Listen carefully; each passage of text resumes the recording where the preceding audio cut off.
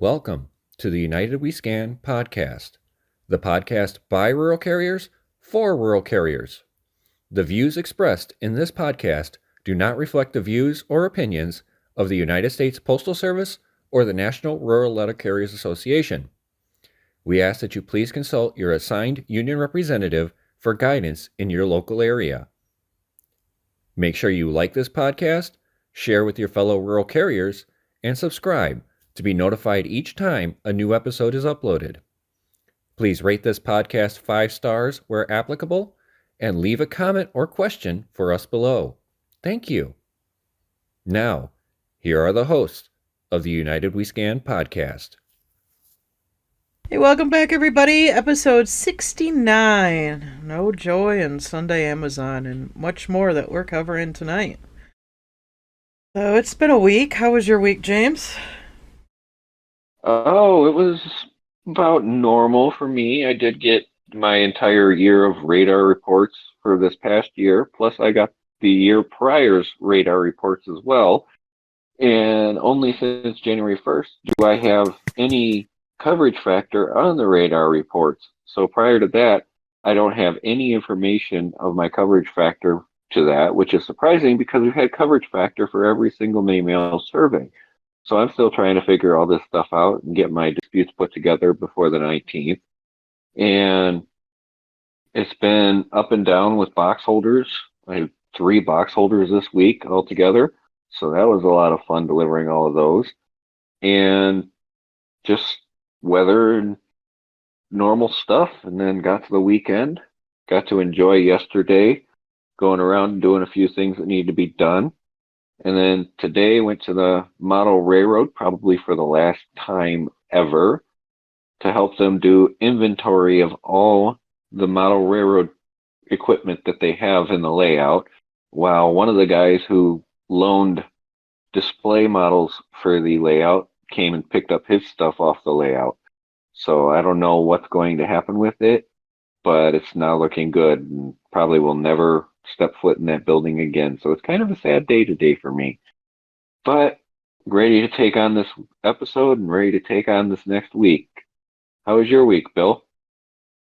Oh, I'm trying to figure out where the hell I live because between the rain and the high winds, I swear to God, I'm doing what's the deadliest catch. It's ridiculous. We got enough rain here to set us through June. The winds are averaging 30 to 45 miles an hour a day.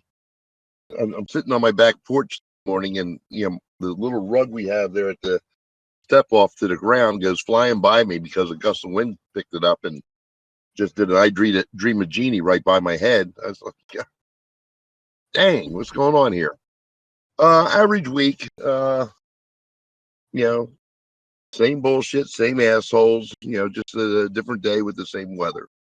And like I said, I had the certified that we'll discuss later with the arrival at units. It's just it's frustrating that we have transparency, but yet nobody's quite sure what the hell's going on. Had both the grandsons over this weekend, so that was enjoyable. And that's about it. I mean, it was a quiet week for the most part at work. How about you, Kristen? How did your week go? Oh, not too bad. Monday sucked, but Mondays have been sucking in general anyways. And I took Friday off. I used the next day for Friday just because I didn't feel like going to work Friday. And went to a concert Friday night at my beloved machine shop in Flint. And came home and fed the crested gecko baby that we have now. And it was probably about 3 a.m. before I finally went to bed Friday night. And didn't do much of anything at all yesterday. And today I recaulked the bathroom tub. So yeah, that's pretty much, other than that, work has been pretty, the rest of the week been, I don't know, not a lot going on. Other than Monday sucking, but that's just Monday anyways. Yeah, pretty much been my week. It's not a whole lot of anything at the moment. You know, kind of a fairly all right week. Weather's been all right, except for the rain and wind. I will tell you that the wind Friday was awful driving the highway. I was blowing all over the place on 75 heading south. It was crazy. But yeah, other than that, it hasn't been too bad of a week. You know it's windy when you go to deliver mail into the mailbox 3 times. Yeah, Same mail. yeah. You know, Oh, throw it in, it goes out. Throw it in. I noticed that Thursday too with some mail. I was like, oh, I better hold this a little bit different, trying to put my in the boxes there along the lake. That was my biggest fight with the wind. Was my mailboxes along Lake Huron. Those ones sucked, definitely for sure. And yeah, I mean Friday, like I said, I took Friday off and went and got new tires and oil change on my car. You know, that's been about it. It was just not a whole lot going on, just chilling and working as usual.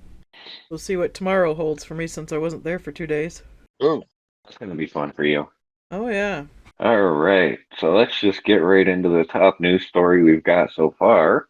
Postmaster Louis DeJoy, the Board of Governor Chair Roman Martinez IV, Postal Regulatory Commission Chair Michael, I'm going to slaughter it, Kubayanda, and Inspector General Tammy Hull to appear before the full Senate Committee on Oversight of the United States Postal Service to answer questions.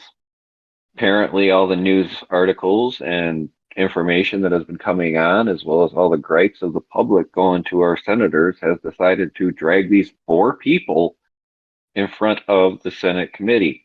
So we're going to have to see how that goes and whether Postmaster General Louis DeJoy actually shows up this time. What do you guys think? well, let me correct you. His name is Louis Destroy, not DeJoy. Destroy, because that's his goal, to destroy the post office. He's right on track with that, isn't he? I'm telling you, he's got this plan down to a T. I just can't believe the reports that are coming out that news groups can't get in to see the facilities. Mail's being rotated incorrectly, not the latest in, first out, but whatever's closest to the machine is going to get processed. I don't understand their mentality, and I haven't heard any problems like that out of the STC in King of Prussia, Pennsylvania. But that sounds like one humongous cluster duck. Clean that up for you there. I I have to agree. I mean, for instance, I tried to send in a last minute state delegate nomination to my local secretary treasurer for a coworker that wants to go, and it was supposed to be due in on Monday. And it was Thursday when I put it out, so I put it priority so it would get. I should have just freaking had a clerk hand stamp that sucker so it was postmarked and drove it the 2 hours down to her house myself, because I sent it priority, and this was Thursday when it went out, and she did not receive it till like Thursday or Friday of the next week, and it expected to be delivered on Saturday. Mm-hmm. Yeah, I mean it's Yeah, I mean, I'm hearing stories from all across the country, people telling me of these things and going on, and not to mention the news articles that have been posted all over the place. It's crazy to think that you went into a plan like this, your 10-year Delivering for America plan. You literally did not set yourself up at these new facilities you're creating with the employees there to manage it. I understand we've been having problems hiring employees, but your Delivering for America plan was supposed to transition these employees to these new facilities, like dragging all these rural carriers into the SNDCs, the city carriers into the SNDCs, the clerks into the SNDCs. But you're not doing that. You left it to rot. And now somebody's got to pay the piper for it. And I hope that he does show up, and I hope he gets his backside reamed for it by the Senate committee. Doesn't mean it's going to do anything, because we know for a fact that anything involving these discussions rarely results in changes that are immediate or effective. But maybe if we can start getting that media outlet out there, that's going to be the best thing we can do, which leads me right into resolution updates, because I did have my county meeting on Wednesday, They passed every resolution that I put in front of them without going through them, without reading them. They just passed them. And that was by a vote of the entire group that was there. So they're going on to state. And included in that is the resolution put forth at the recommendation of from ADA arbitration that the NRLCA join with the NALC, the APWU, and others in basically going no confidence in DeJoy and his Delivering for America plan. Well, it's funny that you bring that up, because with the consolidations I have in my area, at least 4 carriers that are now going to be looking for other jobs. A, they are on table 2. B, they're on the far side of their post office that they used to work out of. So they have an extra 45 minutes to drive to the SDNC. Mm-hmm. So that's an hour and a half a day that they're spending traveling to work. Okay, you're getting an extra 4 hours a week, an hour and a half a day, and times. You're giving up 9 hours. You get 4 hours. Yeah. I don't know where anywhere else in the country or the world, but that math just doesn't add up. And the fact of the matter is that in driving back to their post offices are still getting deliveries. So why can't they deliver the mail to those offices and just skip the second truck in the afternoon? They have approximately a half-mile walk from their workstation to their truck area. Half a mile. People are going to get burned up, chewed up, and spit out over these SDNCs, and it's happening already in my area. Yes, it's happening. I talked to my good friend that went to an S&DC in New York. Mini mail survey started. She may come on with us while Bill's on vacation and give her her insight on what she's had to deal with. I mean, and it's crazy is because, and then the added mileage onto the routes. So her route went up to like a 44 or a 46. And then with the last mini mail survey, it put her up to a 48. And she's usually done by 2:30 every day. She's not overburdened, but because of the additional mileage, she's now in overburden status. And she was told that her route was going to be cut here in the next couple weeks. That's the other side of it is the people going into these SNDCs a lot of them were already overburdened in a lot of ways. And if, like, say for instance, Bill with his overburden route were to go to an SNDC, he'd have those extra hours tacked on. He's already being paid $48K, and then they cut him back to 43 after moving to the SNDC. So he's lost that five hours a week in pay moving to the SNDC after they cut his route. So he's lost money going to the SNDC on top of getting the route cut that he would have gotten at his regular office down the 5 hours. I mean, and if they had moved her office, she would not be in a 47, 48K position. She'd probably be back up to like a 44, maybe a 45. But I think I'd have to go back and look at the messages, but it was like 3 or 4 hours were added just because the additional mileage out to her route and back. Mm-hmm. And now that put her in overburden status. I mean, to the point that, she was in tears. I spent 2 hours on the phone with her that day. Just, like, wow. It's ridiculous. It's the extra burden that is put on the carriers. I mean, just in transportation to and from work. Not including the extra time and miles that's added onto the routes. I mean, for some situations, yeah, it may be good, but then you get in some situations that's now put you in an overburdened status, and you're not even an overburdened route to begin with. And now they want to cut you. And yeah, this whole non-delivery for America plan is working great, isn't it? Well, in the same way we had one stand-up talk this week in regards to squaring up our route. And according to the postmaster, what that means is that routes won't keep driving by each other to get to their assigned start delivery point. And I looked at her. You have a question, Mr. May? I said, well, how are you going to get to the routes if somebody starts at A and they start at X, Y, and Z, and you have to drive by A to U to get there? Well, we're going to fix that. And I said, how much experience do you have in squaring off route? Well, they're going to train us. And I said, who's training the trainers? Well, don't you worry about that. I said, oh, my paycheck. Don't worry about that. And I just turned around and I walked back in my case. I'm not done my service talk. I said, oh, yes, you are. Yeah, I mean, I got one route that I could think of off the top of my head that drives through 3 other routes to get to the start of their route because they're a completely different zip code. Yep. I've got 2 of them like that. They're completely different zip codes to where they're driving through at least 1, if not 2 other routes just to get to their first box. Because, like I said, completely different zip code. So, when you're driving 10 miles out to your first box, you're going to go through other routes. I mean, my route butts up with 2 other routes, and I literally drive through the middle of the city route to get to the other end of my route. Because mine's the way mine's divided up. I drive through 3 on the way out to mine, and then 3 on the way through my route, and then pass through 2 of them on the way back to the office.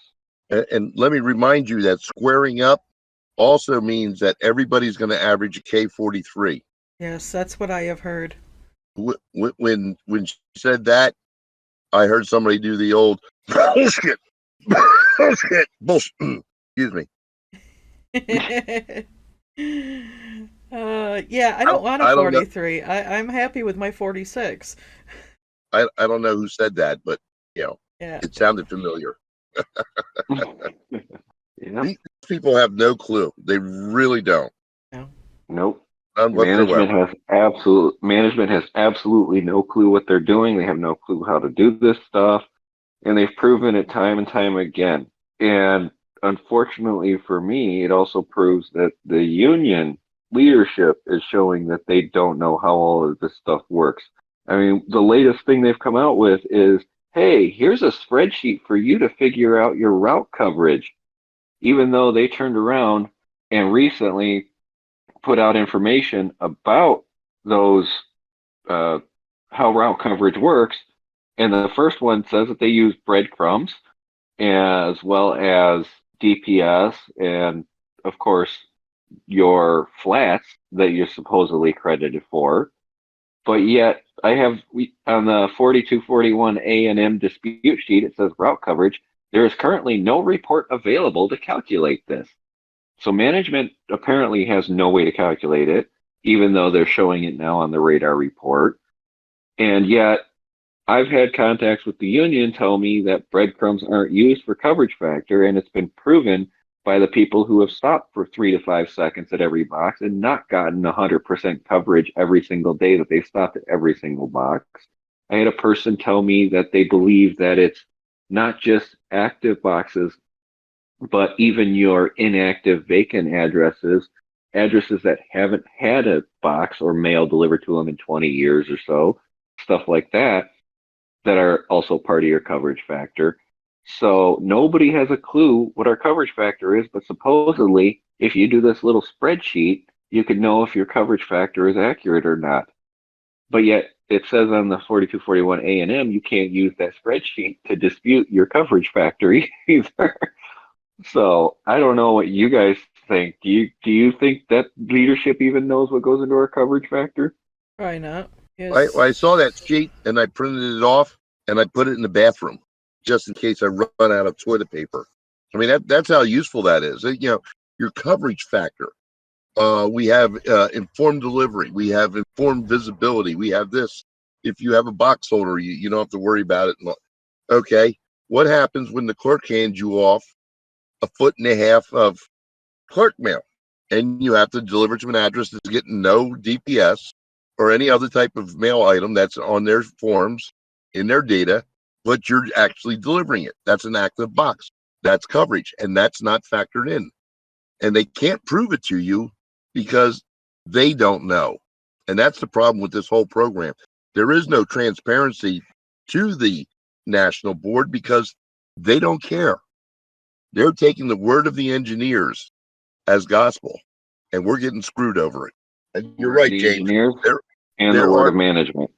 You're right. They do have people who stop at every box for 3 to 5 seconds, mail or no mail, and they're coming back with 73 and 78% coverage factor. So stopping at the box is not making a bit of difference. No, it's not. And and yeah, you have this whole spreadsheet that you can do for 12 days, blah blah blah. They put it out there, case every single mail, and then count the spots in the case that don't have any mail. I'm sorry, I don't have time. I am not going to sit in the office for 12 days straight and case every little point of mail. I take my DPS to the street. I'd rather just use my clicker that I used for my inverteds and then just click on whatever active boxes I drive by. To me, it would make a lot more sense than having to case every single piece of mail that I don't normally case anyways. You know what I mean? Yeah. And I know that a lot of people were stopping at every box for 3 to 5 seconds. I had a manager tell me that, oh, well, you have to be within 5 feet of the point you mapped on the mapping program in order for it to register you stopped at the box. And I sat there and I gave him the deer in headlights look because the GPS that's in your phone, if you have 9 satellites pinning your location, it can be accurate to within 15 feet.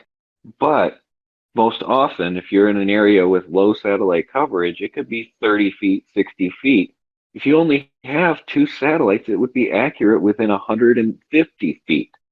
So there's no way that anybody could literally be 5 feet in on the box and be accurate on that. It's crazy to think about that stuff. That technology is not as accurate as they want us to be to these points. And then you got areas with high tree coverage, which also messes with that as well, with your GPS breadcrumbs. Or lack of cell service, since all these scanners run off of a cell towers.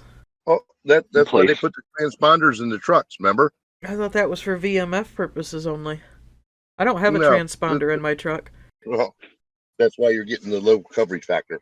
Yeah, 73% normal and 43% CBU was my coverage factor this time around. I got 88%. First time I got 98%. Second time I got 80%. And this time I got 88%. I'm 96 and 92. Show off. All right. So speaking of leadership not doing what they need to do and protecting the craft, Sunday Amazon. I got a couple of topics in that right now. The first one I have is more Sunday Amazon changes. More offices are going to the 10 a.m. start time.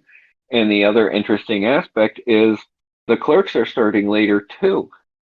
I thought it was supposed to be that you come in at 10 a.m., everything's up, you grab your cart, you go load your truck, you get the heck out of there.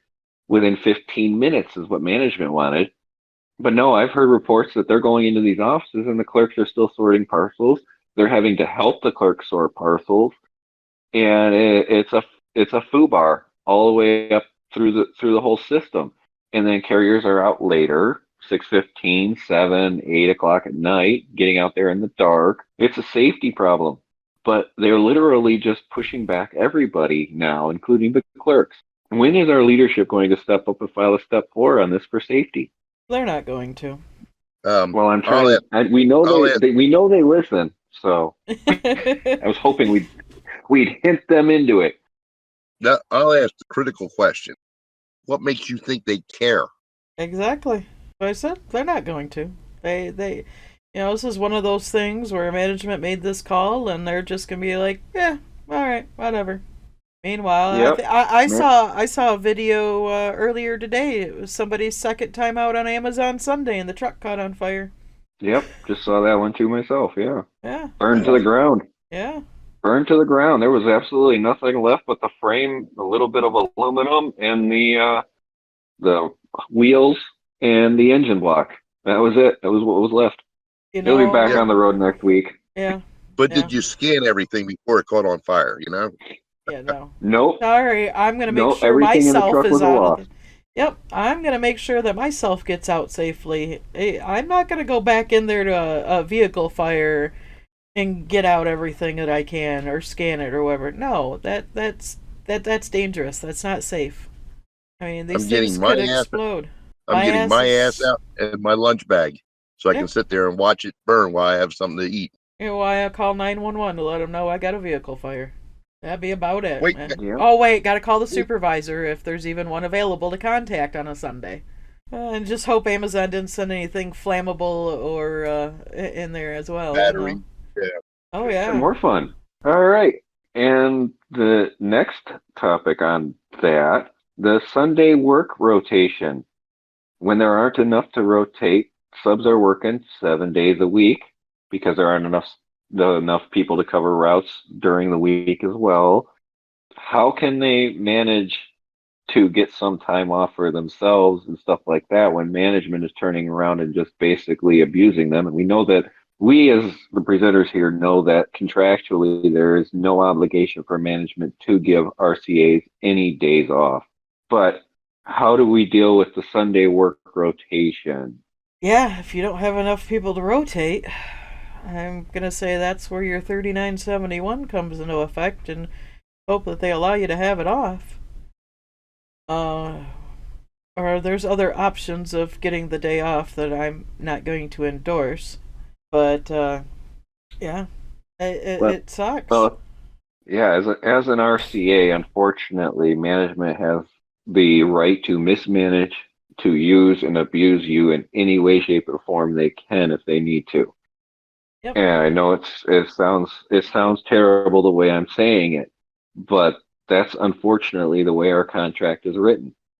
Yes, that's gospel But there. yes, and the fact is there are districts out there that say that RCAs can only work 6 days and have to have a day off. Some say that they can only work 13 days and have a day off.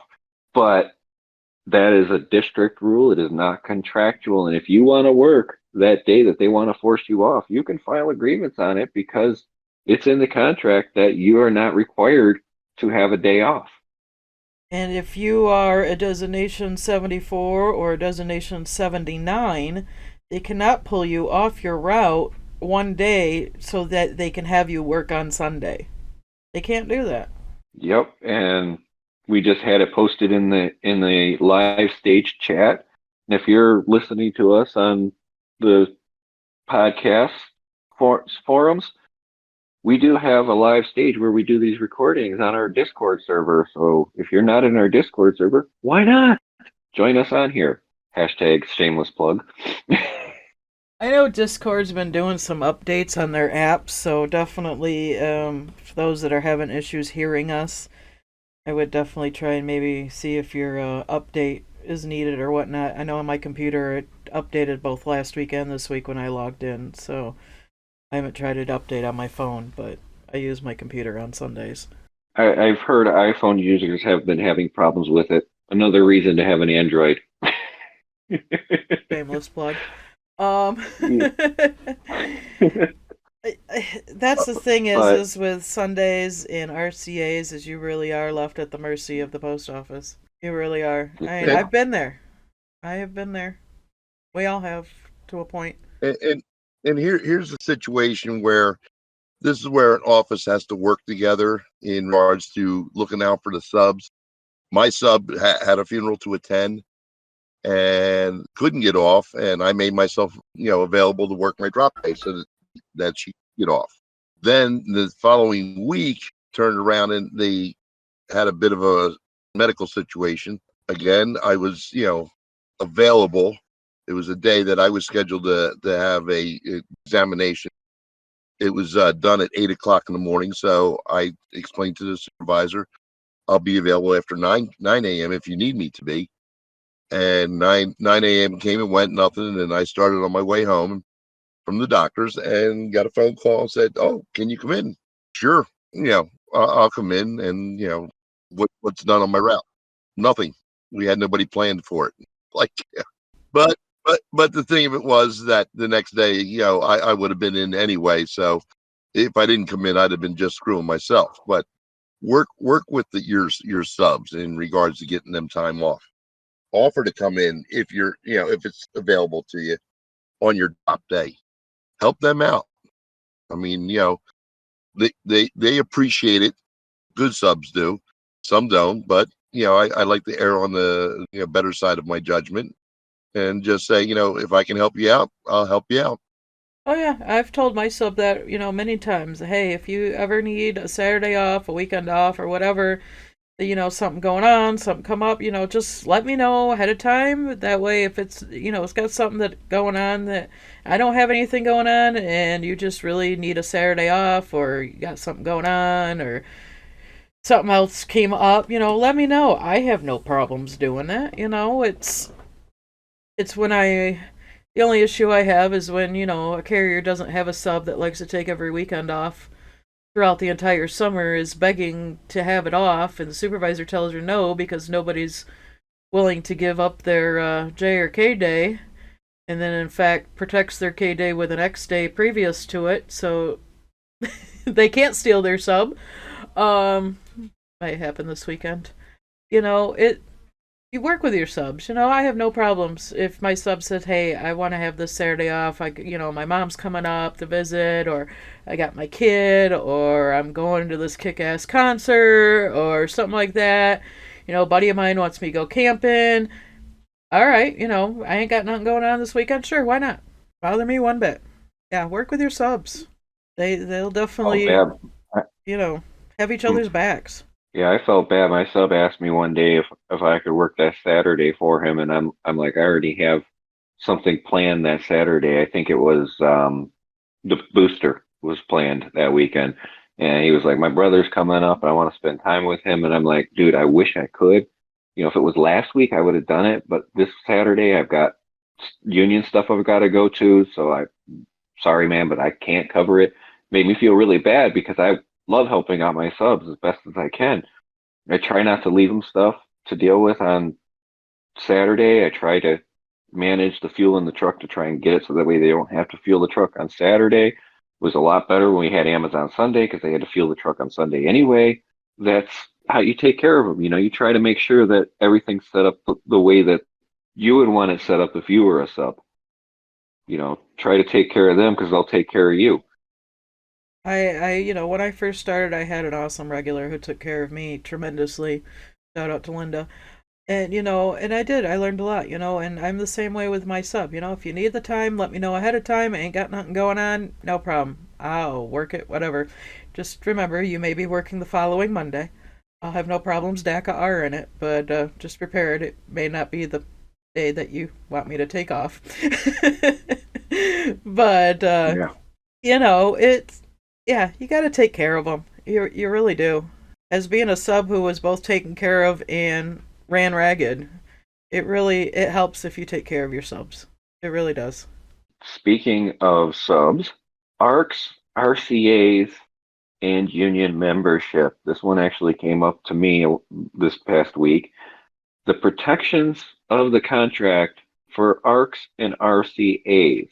I wanted to get into this discussion because the two biggest caveats for ARCs and RCAs, especially ARCs, is the 90-day or 1 year provision for their probationary period. Both RCAs and ARCs fall under that 90 working days. It's not calendar days, it's working days, the days you've worked, before management cannot terminate you without just cause. Now, the issue is ARCs usually only get Sundays, maybe Saturdays, unless they're running parcels all week. And holidays. And holidays. So it's very hard for them to reach those 90 working days. So they literally have to go a whole year before they actually, quote unquote, fully protected by the union. But the issue is, are they protected by the union prior to that probationary period ending? Yes, they are, with the exception of termination during the probationary period. And any steward who tells an RCA or an ARC that they have no protection whatsoever in their probationary period is wrong. They are protected with the exception of termination. That is the only thing an RCA or an ARC cannot grieve in their probationary time is termination. Anything else, you definitely, and if you request a union steward and management denies you, that is a no-no as well. I can't believe there are still stewards out there that want to believe that an RCA in their probationary time does not get union protection at all. I'm going to correct you there, young lady. There are area stewards, part-time ADRs, full-time ADRs, and at least 2 DRs that I know of that don't understand that. Their blanket explanation is anybody under their 90 working days probation is not entitled to union representation. Which contractually is incorrect. And per the National Labor Relations Board is incorrect. And I say, if you're paying dues, you're afforded protection. You're taking money out of their paychecks, they get protection. And I'm going to give you the argument that those stewards are trying to make in that instance is that, yeah, we can file a grievance on it, but management's just going to fire you for it. That's a threat, intimidation, toxic work environment, hostile work environment. Retaliation. Yes. Now, if you have a good steward who fights that grievance for you and then management fires you on behalf of that, they could get you your job back, even though you've been fired under your probationary period, under the reason of retaliation, under the Whistleblower Act. It's not unheard of. But yeah, I mean, in that instance, though, as RCA's ARCs in your probationary period, termination is the only thing that you don't have union backing on.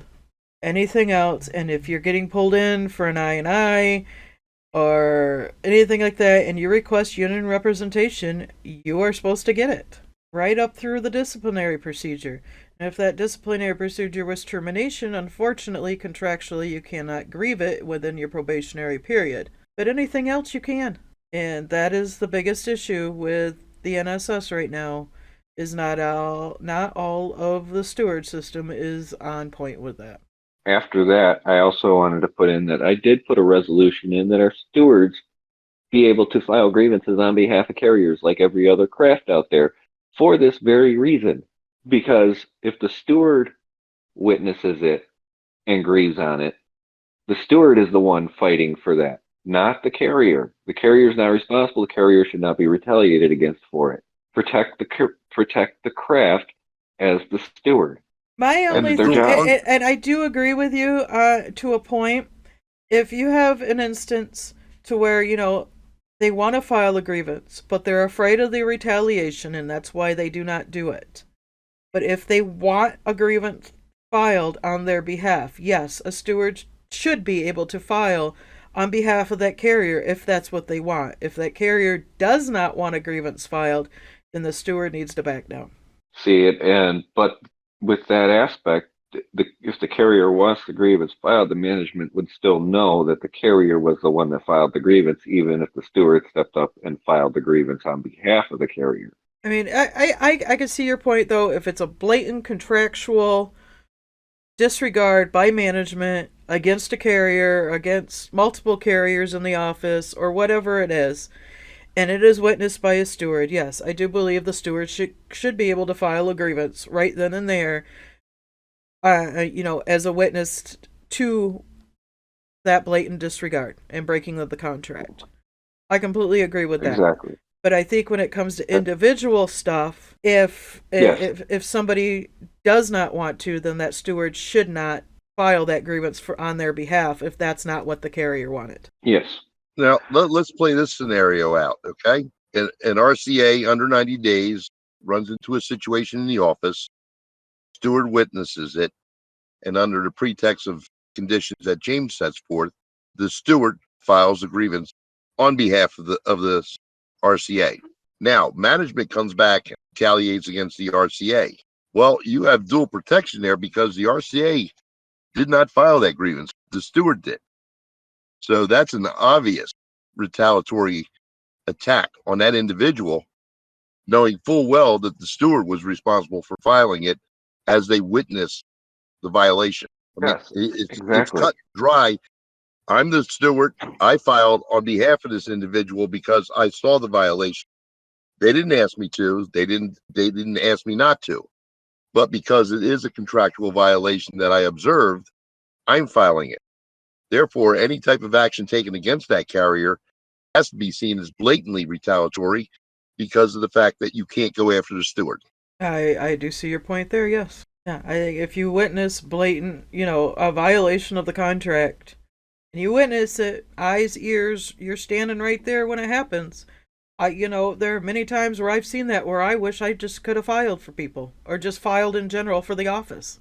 Plenty of times. But, you just kind of have to turn around and go back to what you were doing. Well, in my case, I usually shut the manager down and told her, well, this will lead to a grievance. And her whole thing, well, you can grieve anything. Yeah, but you won't win this one. And that usually shut her up. But I would threaten it. I just, obviously I couldn't do it. Yeah, Now, it's... since we're talking about grievances, let me bring you up a past occurrence this week. 2 carriers in my office who are now regulars, while RCAs, were instructed to deliver parcels on a city route. At the time, I filed a class action on behalf of four of them. 2 have left the post office. These 2 just got a letter of settlement from our new DR in regards to what they were settling. They were settling for half the money because technically it was untimely. The grievance was from 4 years ago. That's what the past ADR and DR have been sitting on. Grievances from 4 years ago that have been sitting at step 2. And that's why we need a new director of steward operations to take charge, put some teeth into these people, and make sure they're out there doing their damn jobs every day. Right, James? Shameless plug. I agree with that completely. We need somebody who's going to sit there and get these DRs and ADRs the help they need to get this stuff done. We need somebody to get on management to get it done. We need somebody who can help with getting our carriers taken care of, getting the face of the union fighting force, our steward system, in front of carriers who've probably never met their steward before. And on top of that, we need a full training regimen through the academy systems and through our on the job training people to help educate the carriers on the contract and Rex and all that stuff through the vice president's position. Hashtag shameless plug, Kristen. I have to agree with you on that one. But yeah, no, yeah. And I do, as I'm training as an on-the-job trainer, I really do kind of incorporate, the rec stuff as we're doing it, why we're doing it. And, when it comes to contractual stuff, if they have questions on what they can or can't do, I am more than happy to answer it for them. But I agree, we should have something more, oh, what's the word I'm looking for, guys? Substantive. Yeah, and across the board for everybody. Yes, everybody gets a P603, or there should be one at every case, and but why can't everybody get a copy of the contract as well? Why can't, the little things of, hey, I understand it's a lot of reading, but here, these sections highlight out your position as an RCA. Please read them, please understand your rights, responsibilities, and any questions, please, ask. Or even an outline guide of, all right, in the contract, these are the ones that, specifically are outlined for RCAs or ARCs or PTFs, whatever the position may be. And then we need a president to put management in line following the contract. Shameless plug, Bill. No shame here. I'll be glad to bite off a couple heads, I ladies and gentlemen, I am so sick and tired of all the social media posts that I read, some of the things that I hear in my own office, but that's germane to the situation because of the individual. But it's relevant because it's across the country in regards to the environment that we work in regards to the inexperienced management who are in fear of their own jobs from their postmasters and from their district managers, their POOMs, and whoever else, tells them what to do. We have a district representative in our office right now with a USPS government vehicle, comes to our office every day, and she's in charge of, edit books. Okay, what else do you do? That's it. Well, you're just plugging bodies in there to make them, loyal to you for support at the district level. But she doesn't know anything better, any more or better than our current supervisor. And everybody in the other positions of our management at Westchester, all are city carrier oriented supervisors who were previously clerks with no delivery experience. But they're going to sit there and they're going to use their calculator of how many addresses you can do based on the volume of flats and letters and parcels on the city routes, because most of our city routes aren't 8-hour routes. We have an average of 14 vacant routes a day that are used to fill in for the hours needed to get the city carriers 8 hours. And these people calculate, and I turn around and say, hold it, you gave me a 4-hour piece and I have a 7-hour route. The inadequacies, the inexperience, the blatant stupidity that is displayed every day in my office, I'm sure is compounded across the country. And that's one of the things we have to do. We have to get the post office on board, in line, and towing the contract every damn day in every office across the country. If you want to help support these candidates, we need your help. Not only do we have the shameless plug merch store with our t-shirts and other supplies for the podcast on it, but we need your help too. We need you to get the voice out there. We need to get the podcast out there. We'll need your help at National Convention. We're setting up for all of us to be at National Convention in August in Reno.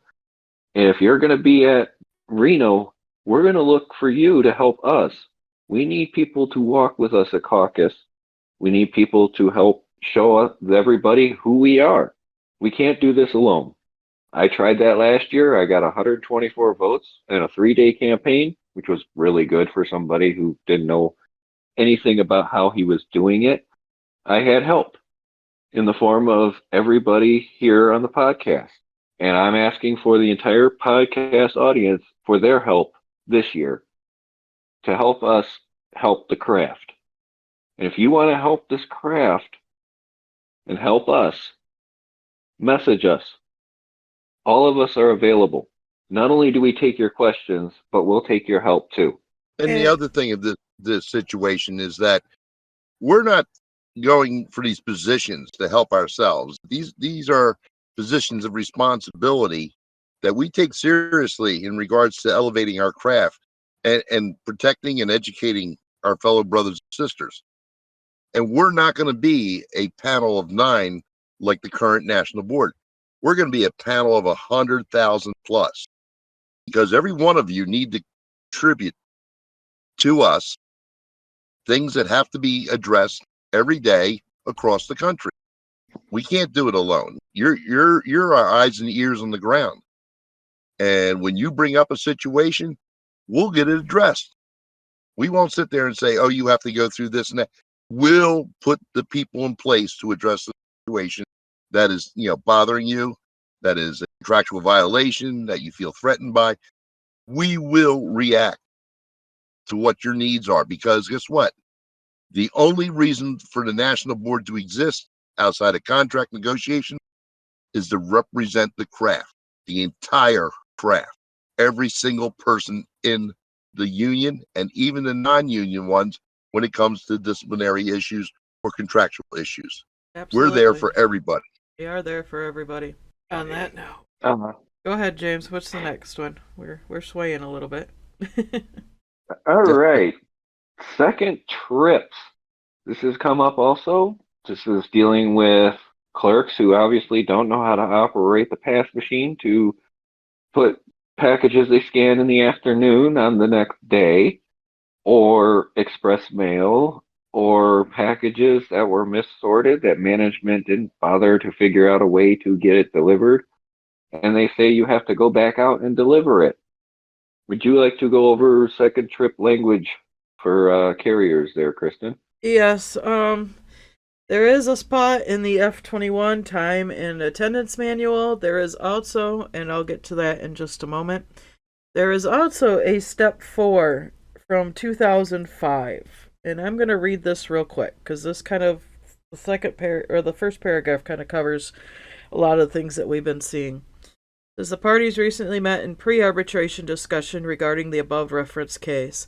The issue in this case concerns the compensation to rural carriers when being required to make deliveries after returning from the standard street duties, including but not limited to express mail, priority mail, or missorted mail available for delivery after the carrier originally left for the street. The parties agreed that regular rural carriers and leave replacements, when a leave replacement is compensated based on the evaluation of the regular or auxiliary route served, and when actual work hours do not exceed 40 hours per week, will be compensated, and this is old, so it has a 2 minutes, but it is the 3 minutes now, per mile for each mile involved in the additional trip and for actual loading time, which again has changed since 2005. It's now done under the start load and load under REX.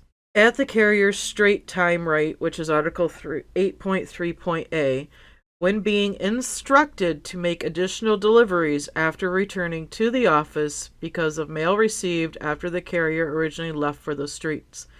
In addition, if the carrier is using his or her personal vehicle, the carrier will receive EMA allowance for each mile over 40 miles for the day that the carrier is required to drive to complete his or her route, including the additional trip.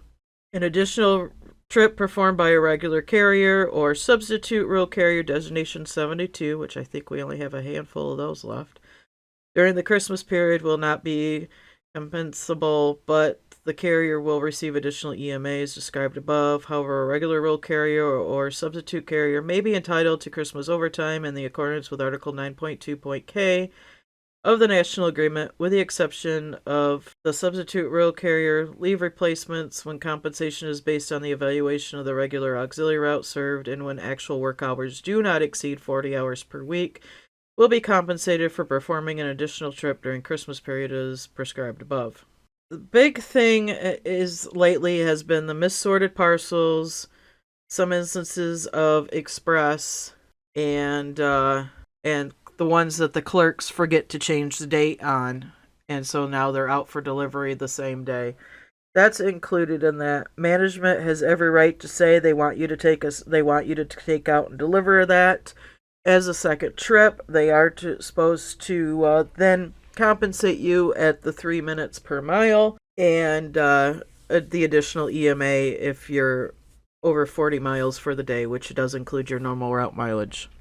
So if your route obviously is 60, 90 miles, you're automatically going to get the additional EMA. But yes, it is a management's call on second trips. When management authorizes or requires a carrier, and this is from the F-21, 563.3 second trip rate, an additional trip is when management authorizes or requires a carrier to make deliveries after returning from their standard street duties.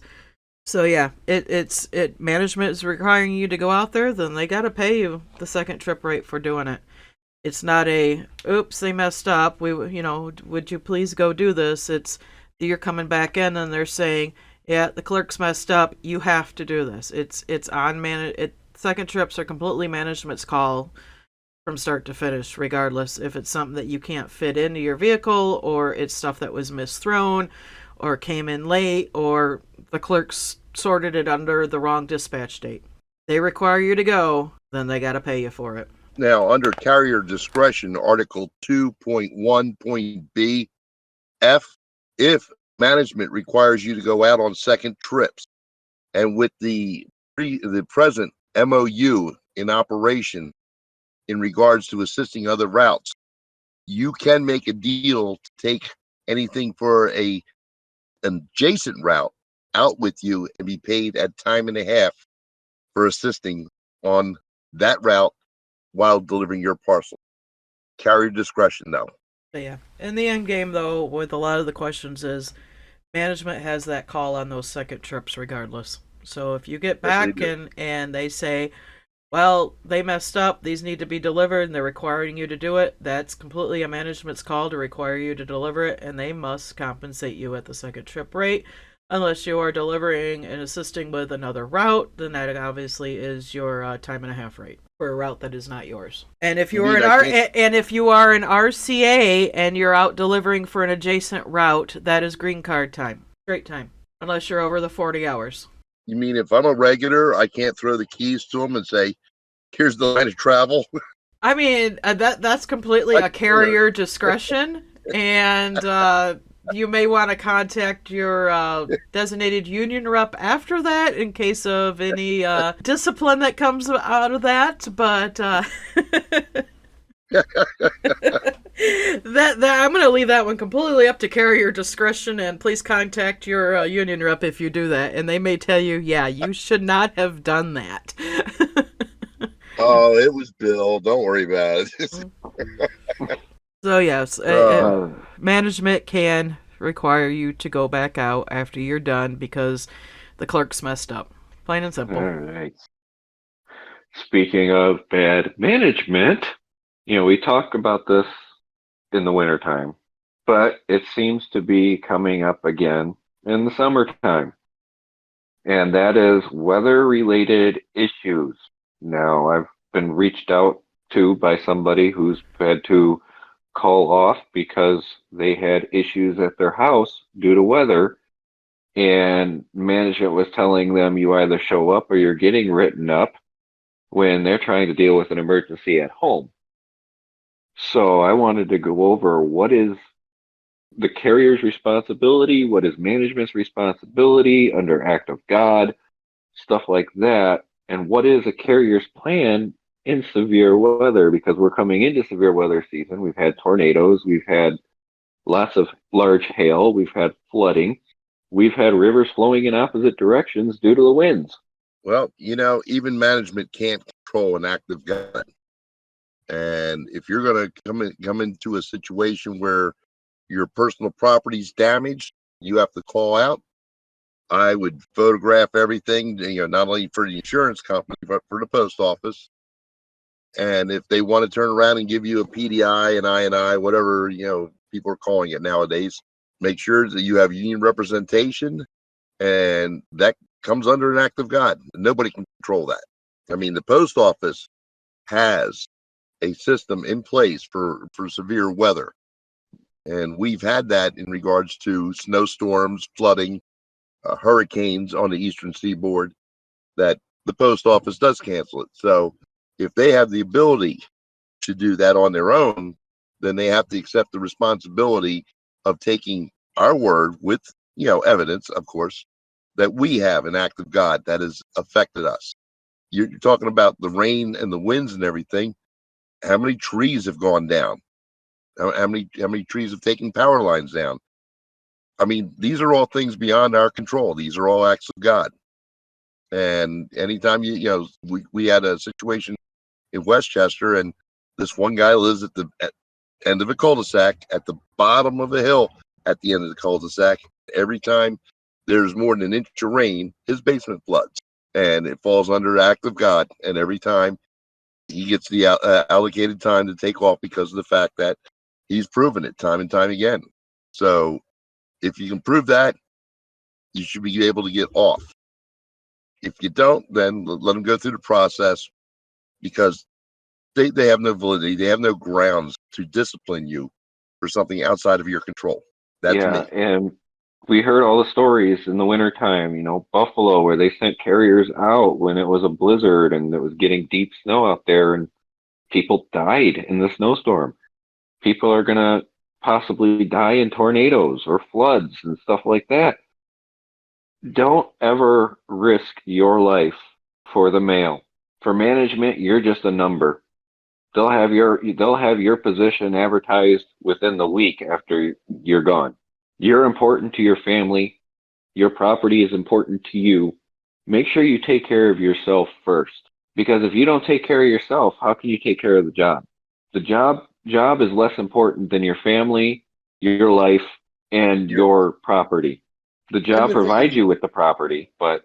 And the thing of it is, James, is that, how well do you operate, driving along a rural route, knowing you got to go home and you put a tarp over the corner of the roof because, shingles blew off, siding peeled off, or, the basement's flooded. I, I mean, that puts the extra stress on people to the point where that's when they make mistakes and have accidents. Mm-hmm. Take care of yourself first, period. I don't give a rat's ass about the post office when it comes to my family and providing shelter for them and food and everything else. My family comes first. And if they don't like it, okay, they can kiss my Irish ass. Amen to that. Amen to that, definitely. No, my family definitely comes first. And even if things were changed right up to the beginning of National Convention and my daughter then changes her mind and says, "No, Mom, I want you home." You know what, guys? I'm going to be home for my daughter. Yes, but you know what? My family comes first. And so, yeah, definitely you can't do your job if you're sidetracked mentally by the stuff that's going on at home. You're not going to safely work and safely be delivering on the side of the road, delivering mail, if you have 150 other items that you got to take care of as soon as you get home, and those things are crossing your mind constantly. Your safety is number one. Your family is number one, and so management has to. They have taken the humanity out of it completely at this point in time, and it's that's why we have carriers leaving. That's why regular carriers, that's why RCAs aren't sticking around, is because management has completely taken the humanity out of the post office. Amen to that. I I agree. Yeah, go ahead. It's the fact that all they're doing is looking at computers, and a computer is a machine, and they're looking at numbers like a machine. They're no longer coming out and asking you how your family's doing, how you're dealing with the stuff on the route, how your customers are treating you. I when I was a kid, I actually went to the post office with the neighbor across the street from my parents, who's now a retired rural carrier, and actually got to see how the post office worked when I was a kid. I was amazed by it. The fact that they have all these slots to put the letters in. Now I'm doing it for real in my career. But the postmaster actually came around and had a conversation with me as a kid about the post office and talked with my neighbor across the street while she was doing the mail. And they had a conversation about that. It was awesome to see management actually caring about their carriers. My postmaster does come around and checks on us, talks with us, takes care of us. And I know that I have a unicorn of a postmaster in that aspect. And I know a lot of offices don't have that. No. And they say don't bring your work home with you.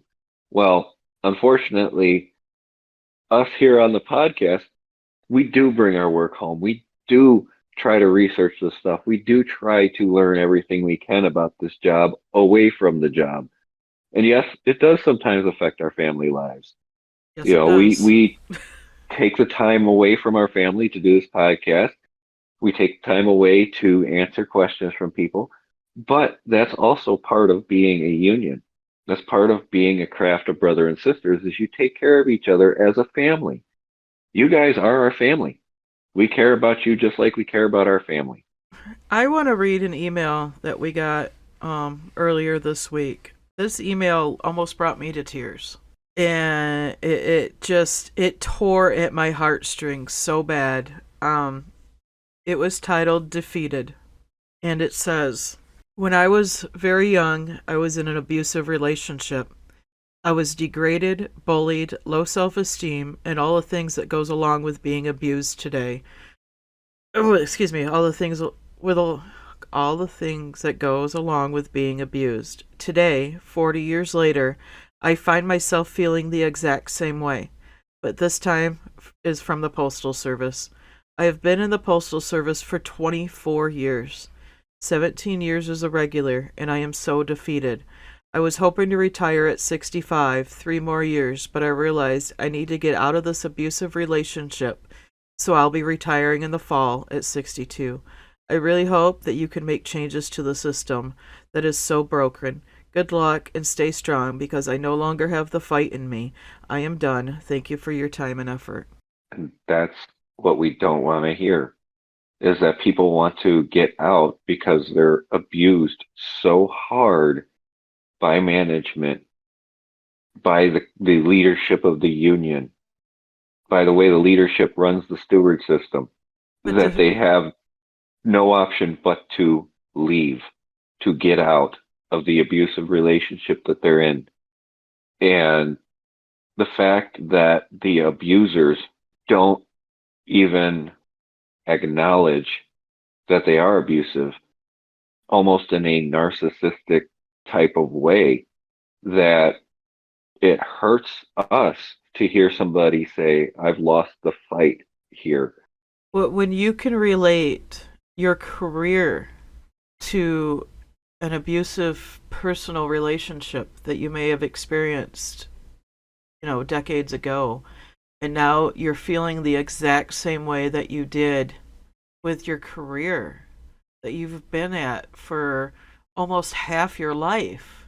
I mean, when you have these carriers out there now that are just up and walking away because they can't do it anymore. And this is why. And this is why we're here, and this is why we're running for office, because this has to stop. This degrading and bullying by management needs to stop. When you have national officers that don't do anything to stop the hostile work environments in the majority of the offices across the country. This is why we are losing employees and cannot retain employees. This is why newer RCAs come in and start, oh my God, I'm working for the post office. Within 2, 3, 4, 5, 6 months, they're gone. They're out, they're gone. They're like, I'm not dealing with that bullshit anymore. Screw that. When you've got carriers that have been around for 10, 20, 30 years that have loved their jobs, loved their customers, and they just cannot take the bullshit anymore, and they're leaving.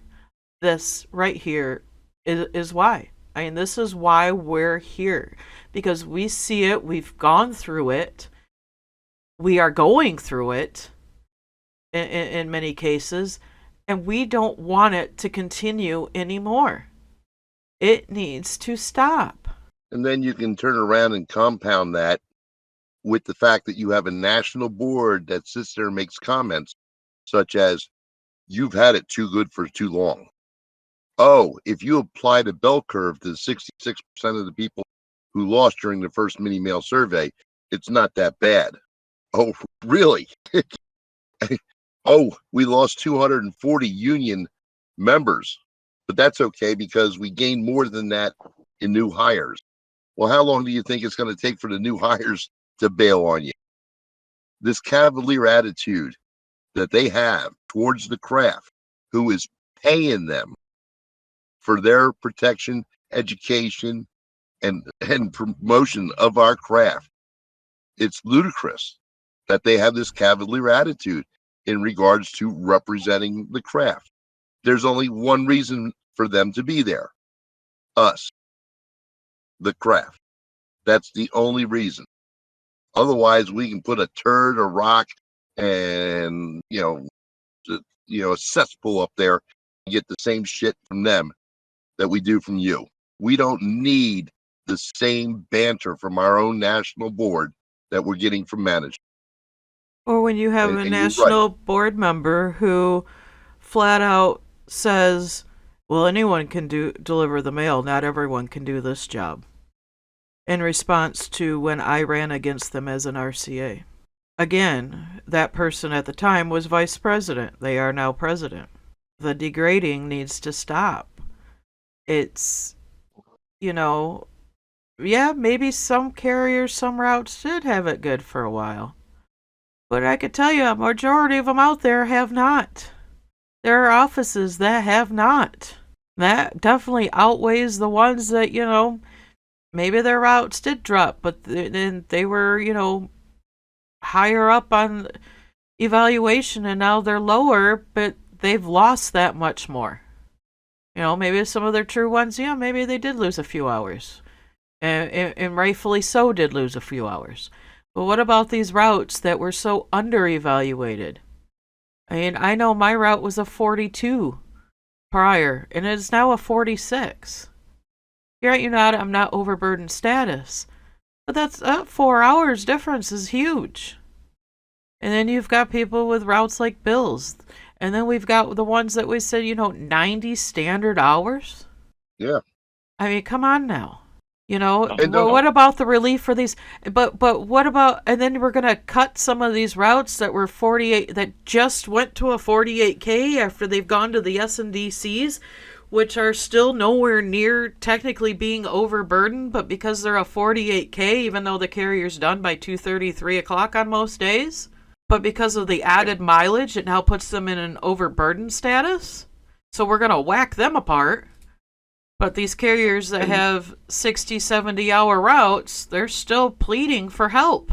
And let's not forget that since 2018 count, with the introduction of Amazon, yes, that we've turned around and been delivering over and above our evaluation for years with no extra compensation. Yeah, that for example, my office, like I said, my route was a 42, and that was because of the last mail count in 2018. And that whole thing with the pill bottle packs and whether they got counted as flats or partials, depending on if they would fit into the separation, we had a manager who was instructed that they're all flats, so all of our routes got cut. And then Amazon came in 2 weeks later. Or you have somebody on the union side that sees 240 people pull their dues that have been dues payers for 5, 10, 15 years. And instead of sending the steward system out to find out why they've decided to pull their dues, they just turn around and call them freeloaders and scabs, even though scabs are people who cross picket lines. But we'll not get into that. We talked about that on a previous episode.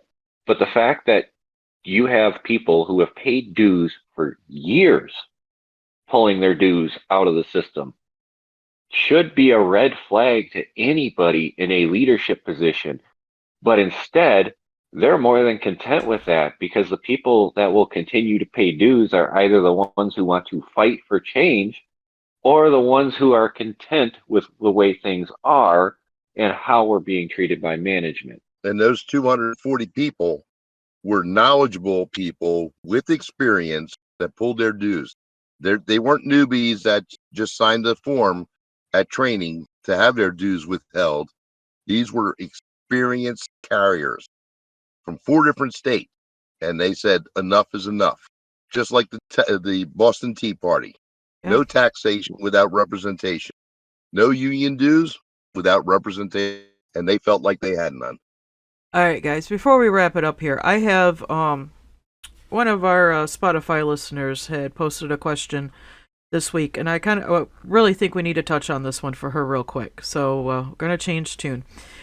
Maternity leave, how it works. My supervisor told me I have to use sick leave and annual leave before I can use LWOP. Also not sure how FMLA works or if it's worth it. Please help. Yes, FMLA is definitely worth it. It protects your job. Under the Family Medical Leave Act, as long as you have at least 12 months in and have worked 1,250 hours within those last 12 months, you can apply for FMLA. Your doctors will fill out the paperwork for you and send it in once you get it. Yes, in order to use the LWOP in this case, you would have to use your sick and annual before, but under FMLA, you can LWOP under FMLA. FMLA is good for 12 weeks. I definitely recommend it. I got FMLA for my daughter's pregnancy because I'm, her main transportation. So, anytime that I take off for dependent care to take her to her doctor's appointments, it's under FMLA. That way I'm covered, especially if something happens and I need to be off for longer than just one appointment or two appointments or a couple days. FMLA protects your job, and you can LWOP under FMLA. Without FMLA, yes, you would have to use all of your leave that is available to you first before you could LWOP. Yeah. And I And would reach you can out use to Ron Go ahead. Speakman. I'd reach out to Ron Speakman from Fed Up. He knows the FMLA procedures and things like that a lot better than any other person that I have dealt with throughout the system. I've asked him questions myself on it, so he'd be a great resource to reach out to if you need more information on filling out the FMLA and things like that. But we do have our OWCP rep at the NRLCA if you feel like reaching out to him. But under the Family Medical Leave Act, definitely you can go either call the 800 number, you can go under the ELRA, you can even, when you submit a leave slip for a doctor's appointment, you go on the back side, you check the FMLA. That will, when management enters that in, they'll automatically mail you the paperwork. You take the paperwork that needs to be filled out to the doctors with you. I do believe it's supposed to be returned within 15 days from the date you receive it. It does come with tracking. And then that gets submitted. Once the doctors fill it out, usually they'll mail it right off for you.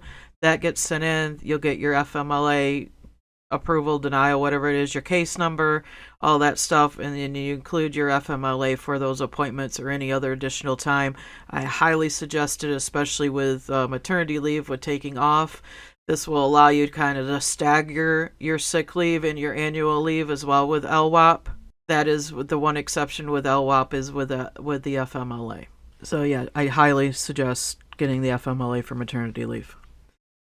I have another one this week, real quick question, which I've seen this one pop up in various areas, especially with the route cuts coming up. It says we have an auxiliary route over 5 years that management kept seeing.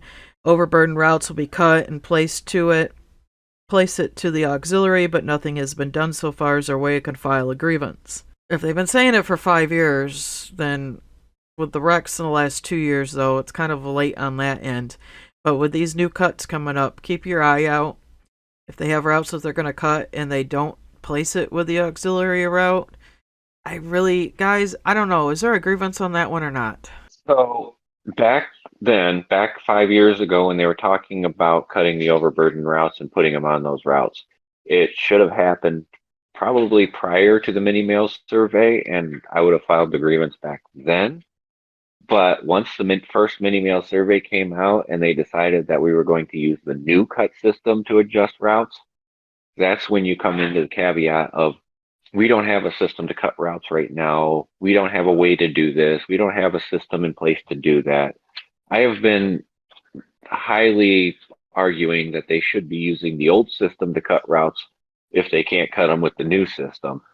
But with the cuts coming now, it should be a lot more automated in the cuts, and it should be supposedly more accurate on the cuts if they use the system correctly. I don't trust management to use the system correctly, but if you have overburdened routes in your office, they're going to be coming to adjust those in the next few weeks. They're training the people. They should be almost done with the training. I believe this past Friday was the last day for the first rounds of training. So some officers should be getting cuts this coming pay period. They have to start it at the beginning of a pay period, and it has to be completed by the end of that pay period. So hopefully we'll see the results of those here in the coming next two pay periods.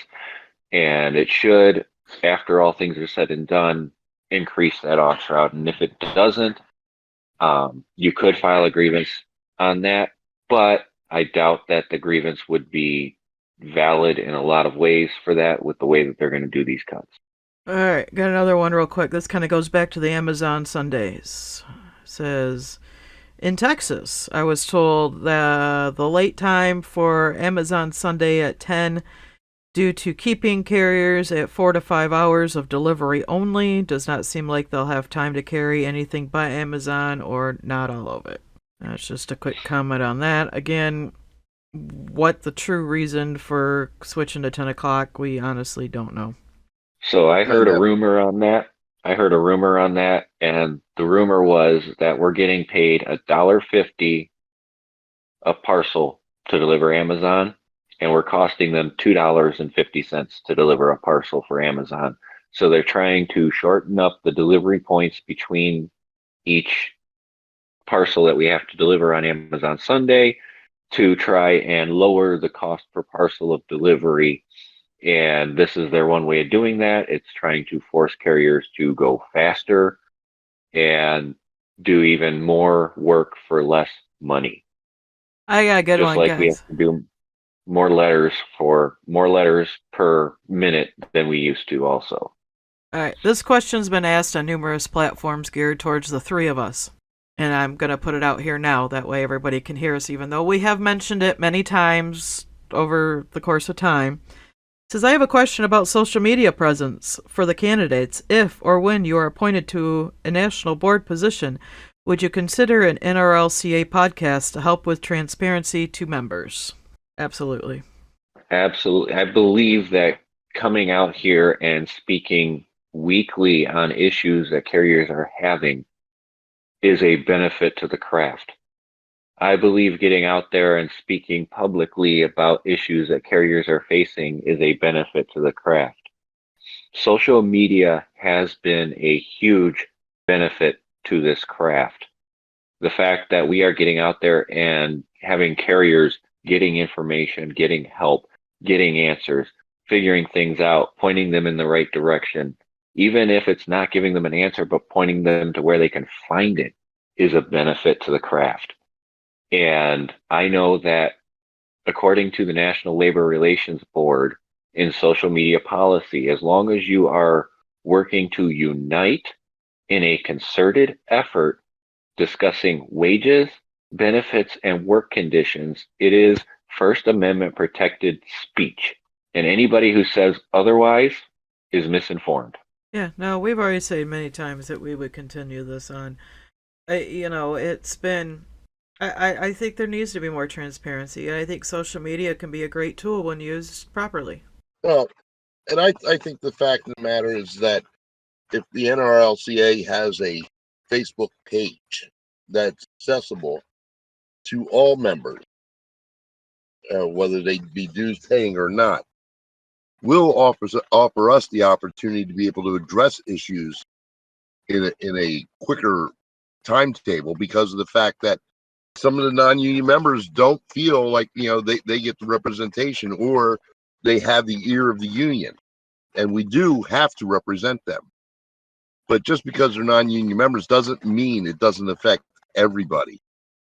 So I like the idea of continuing on with the social media platform. And people said, would you continue this podcast if you're president? Hell yes. At that, and every other social media platform is available to us. The better our message, the bigger our message, the more platforms we're on, the more we're going to be able to accomplish. And we can't accomplish that without you. So yes, the social media platforms for the national board.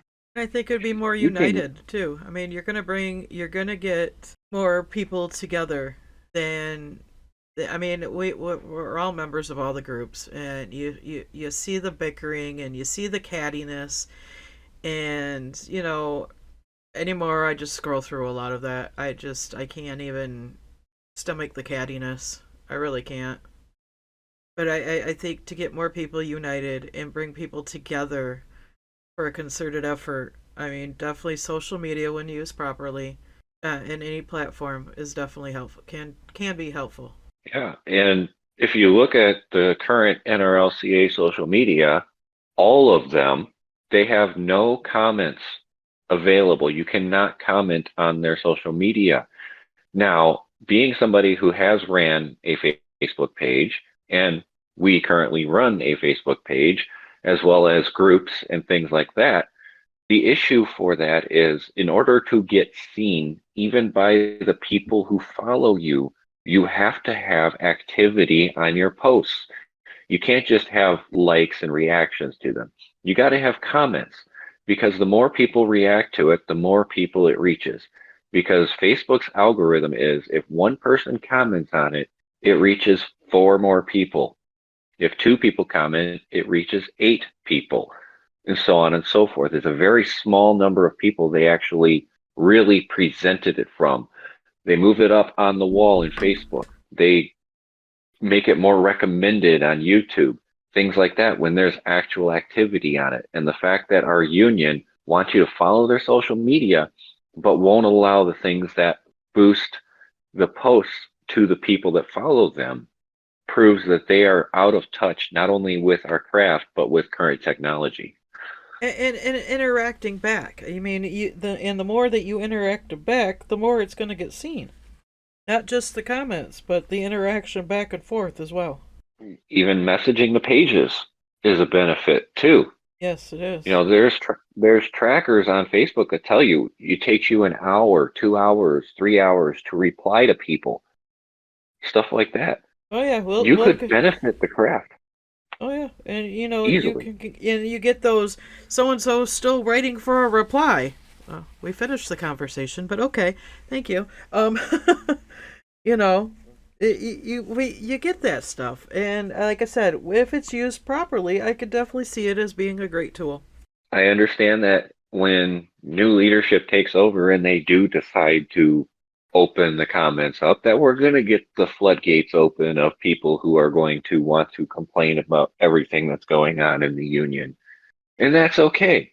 That is your right. You have a right to complain to your leadership about what's going on. Leadership should be listening to your complaints and fixing those complaints if they can do it, or coming up with some mutually agreed solution to your problem. It shouldn't just write them off that, oh, it's just a gripe. People have grievances they want to air. You know, and Let them air it. yes, there's a social media person in that office, but you know what? I think if somebody was to comment with a really good, with something that needs to be brought attention, then if then they need to be spread out amongst all the officers. All right, we've got this going on. Who can? Okay, this is a good question for this officer to handle. This is good. Please reach out to them. Please get back to them. Or something. To show that the officers are working for the craft as they were elected to do. These are elected officials to work for you. And, when you shut off the commenting and the reaching out, it doesn't look like you're working much for us. I mean, yes, there is a lot of work in the office, don't get me wrong. I mean, it could be drowned in work. We all would be. It's just a matter of, delegation and, all right, you take a few extra moments to reach out to this person that's in dire need of assistance somewhere. And what do? Okay, so I've got somebody who's, that's when you go and find who's in charge of that area, who's that ADR, area steward, that we can get in touch with them to get this taken care of. Or is this something that's beyond them, that is something that we need to go to headquarters for and say, look, this needs to get taken care of in this area now. Stuff like that to show that, these elected officials are actually working for the craft as they were elected to do. All right, guys. You can reach out. You can reach out to your politicians. Mm-hmm. The politicians you can reach out to, their social medias are open for discussion and stuff like that because they're elected by you to their positions. They need to be able to speak to their constituents in order to be elected again. And our leadership doesn't have that fear of losing their position because they aren't listening to the craft because of how entrenched they are through the system. It's time that the system steps up and boots out those that think that they're untouchable anymore. If vice president, I'd be open to, you guys got new ideas of new places that are big enough to hold national convention at. Throw me an idea. I'll be more than happy to look into it. The vice president also books the future national conventions and handles all that. I'd be more than happy to see if there's some other new places to go to other than repeating the same ones over and over again that we have for a while. I mean, we used to do other places. I get it. You've got to have a place that'll house 2,000 people. And that can get tough. I completely understand that. I've got 15 years in hotels and resorts, people. I understand the back end of it. So Cayman Island. Cayman Island. I also know how sometimes it can be an affordability issue too for many. Yeah. And you know, in knowing how contracts work on the other end of things, to be able to put that into perspective and to be able to and understand that when moving forward with booking future places and rates and whatnot. I mean, I understand all of that. So I've been looking. I mean, my local's hosting a state convention, and our state board found one location, and I've been trying to find others within the area that's big enough, and unfortunately, I haven't been able to because we just don't have the facilities for it. So, Yeah. no, I get it. I really do. It is, definitely. At least I do understand that whole part of it as well. All right. All That's right. all I had. You got anything else to add, Bill? We're gonna wind it down since we're after 9 o'clock already. Well, yeah, I do, but I'll save it for the post show. Again, if you're not on our Discord server, and at this time, iPhone users, I feel sorry for you for this, but you don't get to hear the pre-show and the post-show that we do on our Discord server. But you can find the links on our Facebook groups, our Facebook page, and places like that, where we actually post links that you can join our Discord and join us for our recordings. And if we have even of our special episodes during the week, you can hear those as well. So we join have us on our Discord. we have a listener chat on the Discord. If you play Monopoly Go, we have a channel for that too. We've got questions, we've got manuals, MOUs. If you want to come up and hang out with us one night on the microphone, we've got a channel just to vet people on there as well. We've got a bunch of different things going on our Discord, more than just recording on Sunday nights and when we do our midweek stuff. So definitely, we're usually on there all the time. It's one of the few things I actually do get notifications for. Again, I turn those back on so we can do that. So when a new RCA comes in, where are they placed? Used to be was the next in line. How is it now?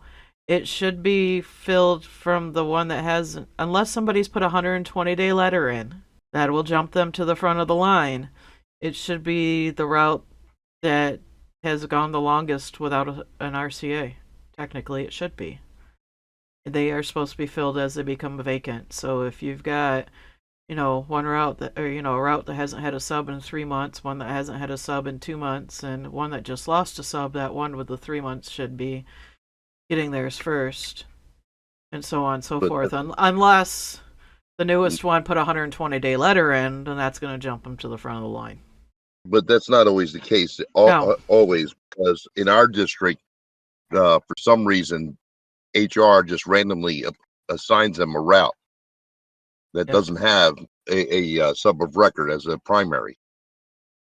So they don't take any of that in consideration in our area. And management can have a say in that too, but yeah, most of the time they don't even. Yeah, we have an issue with that in my office as well, but I'm not going to get into that right now. So, anyways. For those of you wondering, that was a question from our live stage chat from one of our listeners that's listening to us live record this. Not only can you come in and ask questions on the live stage and we may answer it on the air live, but during the week, if we're not talking, you can always reach out to us also through Discord, because some of us will respond to messages on Discord as well. So you can reach out to us there as well. All right, guys. And go ahead. Other of us will respond after James prompts me to respond. I just wish I'd get my Discord notifications on my watch. That would be nice, but unfortunately, I don't. That would definitely be nice, but unfortunately I don't. So, all right, guys, we're going to wind it down since we're hitting 9:23 already, and I think I'm editing tonight. So, James, your final words of wisdom for this evening. Well, we went through a lot of different topics today and discussed a lot of things going on.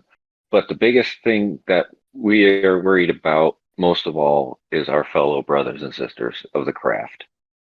We talk about unity in the craft as the biggest thing that can happen right now, not only for getting new leadership put into place, but just to get the craft back out from underneath managerial harassment and managerial mistreatment, getting us all working towards the same goal of a united union and craft is the biggest thing that we can do right now. Taking care of our fellow brothers and sisters, poking our head out if management's causing another carrier problems, stepping up and saying that's not right can be a big help to that carrier, especially if that carrier is conflict avoidant and doesn't want to stand up against management. Because at the end of the day, we're all in this together. Bill? Well, I'd like to close out by thanking everybody who listens, whether they're live or whether they get it through the week on the podcast, and remind you that the only way we're going to change this union is by changing the leadership. And for that, we need delegates to go to the national convention and vote accordingly. I, for one, gladly step aside as a presidential candidate if we had a better opportunity individual step up and challenge for the national presidency. Unfortunately, nobody has because they don't want to fight the system. I believe that everybody in the National Rural Letter Carriers Association and the non-members are worth fighting for. Otherwise, I wouldn't put my time and effort into this podcast and everything else I do through the course of the week to try to help the members of our craft. We can't do it alone. We need your help. We need your support. The thing of it is, we're not here for ourselves. We're here for you. We answer questions as they pop up on our live stage. We answer questions through the course of the week. We answer them from multiple platforms of social media. We answer emails and texts directed towards us. It doesn't matter. We're here for you. This is not something that we're selecting to do because, we don't want to carry our routes. I'd gladly carry my route versus being, an elected officer if I had faith in the officers that represent us. And I have no faith in them. And I have not had faith in them for years. So remember, what we're doing here is for your benefit. It'll be for our benefit also, but it's for 100,000 plus people, not the 9 that are up on the national board. Keep that in mind when you're selecting your delegates. Keep in mind that we do care. And like I always say at the end of every podcast, you are the most important delivery, and you are. You need to get home to your family, to your loved ones, because they're the most important aspect of your life. They're the reason why you're going through all the turmoil and the bullshit that goes on in these offices across the country every day. And I pray we don't get any more letters that say I'm defeated.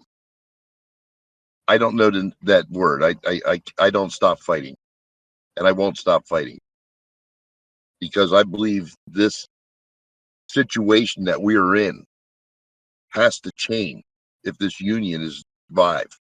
God bless you all. Be safe. Do your job professionally, efficiently, the best of your abilities. Get home to your loved ones, because you are the most important delivery of the day. Kristen? Thank you, gentlemen. I have to agree, guys. This us running for national officers isn't about us. It's about the entire craft. As Bill said, I am happy on my route. I love my customers to death. I do. I have more customers that will ask me on a daily basis how my daughter's doing than, management. It's I love my job. I love my customers. I'm doing this for the craft. Doing this for every single one of you guys out there. And I think, people need to realize, things aren't going to get better if there isn't any change. And there needs to be change. Whether it's one of us or all three of us or somebody else better stepping up, there has to be change. And we can't make the change if we don't have the delegates that are there to vote for the change that's needed. So, but yes, as Bill and James, we're all in this together, and you guys, stay safe out there. It's springtime. The weather's getting wacky with the rain and whatnot. Thank goodness the other mighty S word is probably done for the year, I hope. Fingers crossed.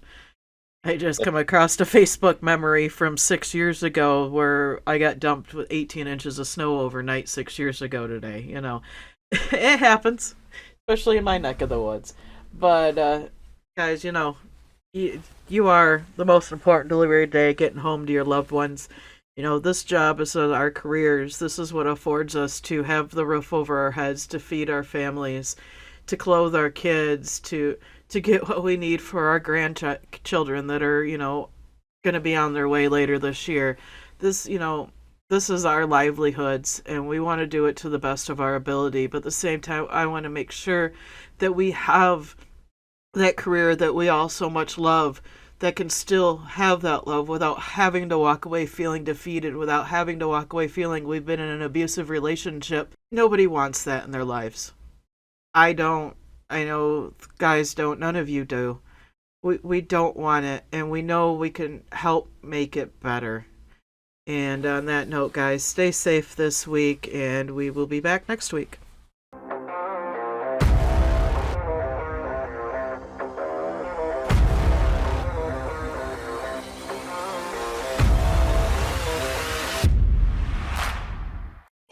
Wait for 10 minutes. Make sure it's fully engulfed.